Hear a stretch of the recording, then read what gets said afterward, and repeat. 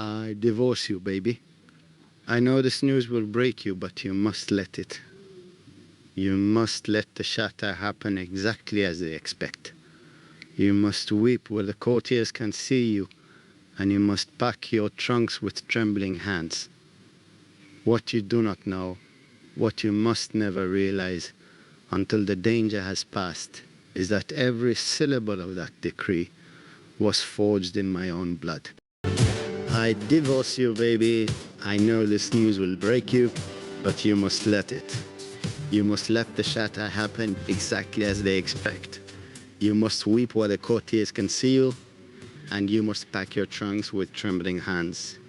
What you do not know, what you must never realize until the danger has passed, is that every syllable of that decree was forged in my own blood. They watched me sign the parchment. They saw the coldness in my jaw, the absolute stillness of my hands. They thought they had finally won. What they did not see was the way my soul tore itself to shreds the moment the ink dried. You think this is the end of us?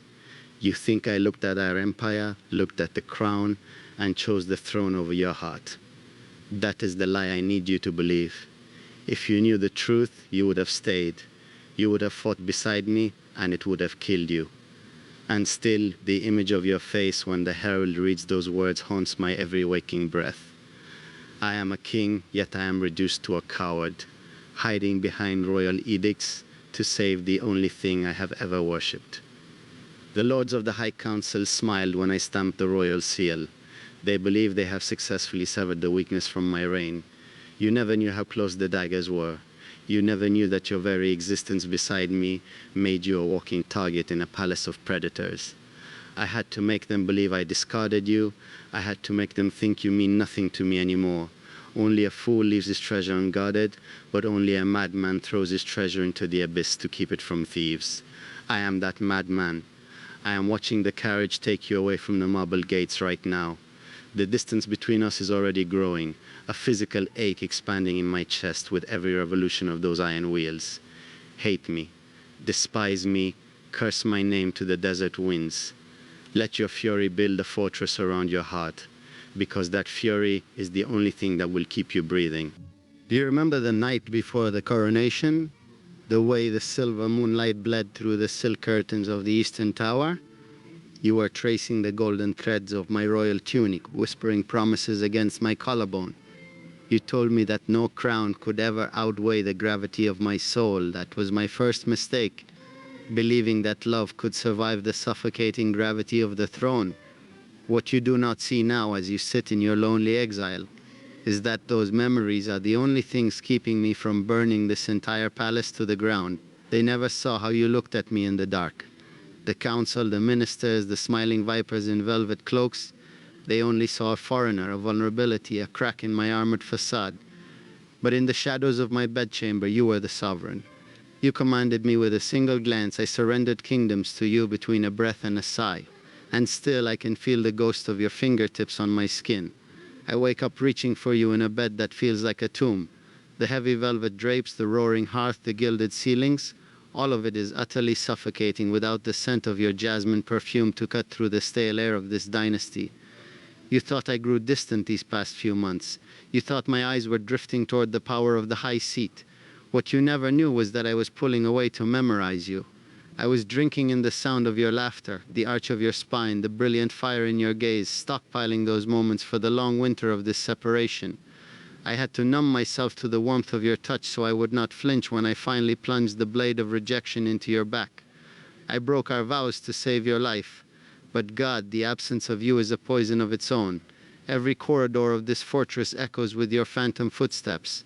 I sit at the head of the great banquet table, surrounded by 100 sycophants, and I am entirely cripplingly alone.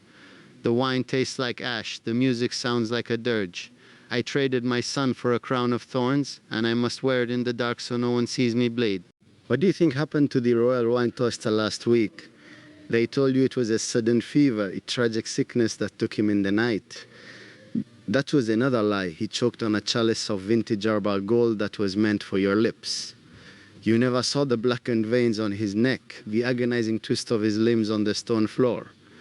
You thought my sudden rage that morning was directed at you. I screamed at you to leave the dining hall, banishing you to your quarters like a disobedient child. I watched the humiliation burn in your eyes. But what you did not know was that I was shielding your beautiful body from the sight of a corpse. I was terrified. A king is not permitted to feel terror, but my blood turned to ice in my veins. There is a reason the imperial guards were doubled outside your doors. There is a reason I refused to let you ride your white mare in the royal woods. The hunters had become the hunted. The lords of the northern provinces were conspiring in the shadows, waiting for the perfect moment to strike at my heart. And my heart, my foolish, desperately exposed heart, was walking the garden paths without armor.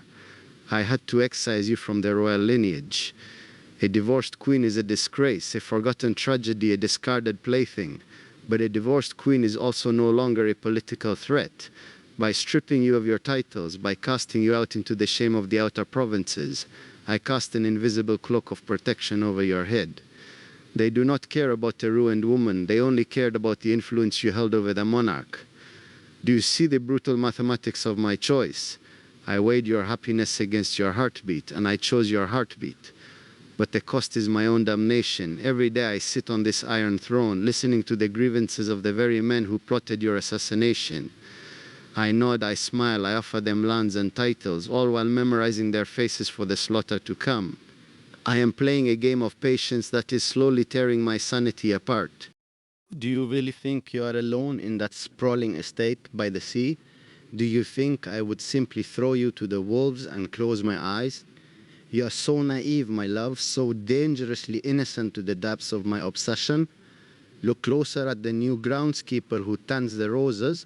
Notice the silent, deadly grace of the carriage driver who takes you to the market. They are my most elite shadows, my lethal hounds, sworn on their own lives to ensure not a single hair on your head is harmed. I track your every movement. I read the daily missives detailing how you sleep, how much you eat, how often you stand by the cliffs looking out at the raging ocean. I know you cried yesterday. The report said you collapsed in the gardens, clutching the emerald necklace I gave you on our anniversary. Reading those words felt like a dagger twisting in my gut. I am the monster who broke your heart, and yet I am the invisible god standing guard over your grief. Tomorrow I will announce my betrothal to the princess of the allied kingdoms. The heralds will blow their horns, the bells will ring, and the news will reach your ears. It will feel like a final betrayal, the absolute confirmation that I have moved on. You will hate me with a passion that burns hotter than the sun. Let it burn. That hatred is a fire that will keep you warm in the cold nights. The new bride is nothing but a pawn, a necessary alliance to secure the armies I need to crush the northern rebellion. She will wear the crown, she will sit in your chair, but she will never step foot in my private chambers.